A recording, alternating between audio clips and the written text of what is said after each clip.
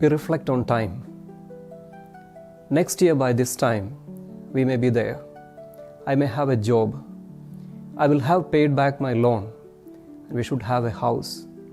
My medications may be over, and I may be well again. See, we are already in future. There is an investment of time. This investment involves hopes, dreams, fears, anxieties, and disappointment. Among these moments, some are opening to further events.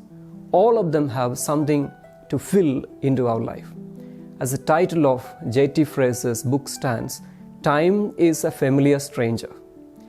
Are we running behind an arrow of time? Are we being carried on a wheel of time? Or are we creators of time? Time is unprompted. If you reflect on the spontaneity of time through the thoughts of Henri Bergson's philosophy, the nature of time is duration. Duration is not a measured sum of time stretched out between certain ends. Time is not a series of quantifiable moments ordered in a line. Rather, it is a living, flowing entity that we experience only intuitively. Time is lived, qualitative, inner subjective experience. Time is ever same, and every day is yet another day. It is true. But we experience passages of life, passages of day and night, birth and death, and so on. So, passages invite us to newness, not because we may be wrong somehow, but to move into a qualitative human living. Understanding time as a living entity, we can cherish the spontaneous nature of our experiences. Each moment of our lives, no matter how ordinary and familiar, carries its own depth and significance. There is beauty in it. What may come is not known. It permits us to flow with time, finding meaning in the unpredictability and chaos of life. It encourages us to liberate ourselves from a rigid grasp of time. Even many spiritual traditions confine time within a horizontal linear framework. Our craze for predictability of reality makes time so determined that even God cannot escape from human predictable outcomes. There is sin and punishment, blessing and prosperity, morality, error, righteousness, and all in line with causes and effects. Those impose limitations on the richness of time. This reductionist view strips away the dynamic and spontaneous essence of time.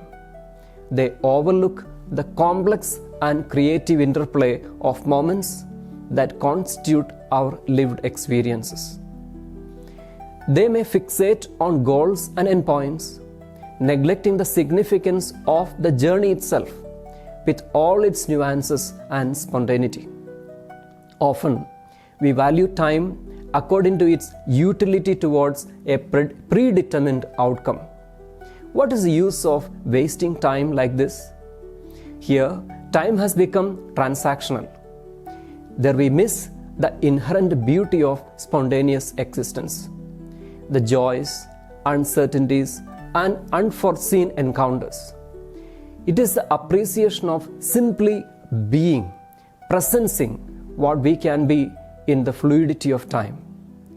Michael Ende, in his novel Momo, introduces time as a flower blooming from our hearts. It gradually unfolds.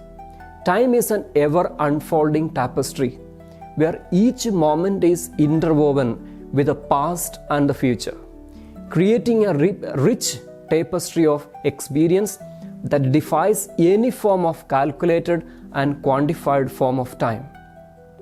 Time is what we have outpoured for others. We cannot measure it. It can be known only by intuition.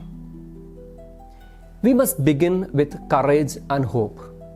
We must end certain stories. There are changes inevitable in our lives. There are doorways or passages that we have to pass through. There is something sacred about it. these moments are not the same as other moments. The Roman god Janus, god of seasons, time, and change, is often depicted with two faces, looking into past and future. While we dwell in the present, it is an active blend of all our experiences shaped by our history and aspirations. The time is seen as abstract. The lived time is complex and layered, demanding a deeper reflection on how we picture our existence with it. Taking the spontaneity of time leads us to a celebration of life in its most authentic form. There we stand with the unfolding freedom of our heart. Embracing such a view enriches our understanding of our existence and fosters a more profound connection with the divine tapestry of which we are all a part. This tapestry of grace carries our events most beautifully and fully immerse ourselves in the beauty of the now, experiencing it as a sacred and spontaneous gift. The beginnings and the end mark gateways, archways, and thresholds that leads us into peace. If there is no peace, there is no grace of time.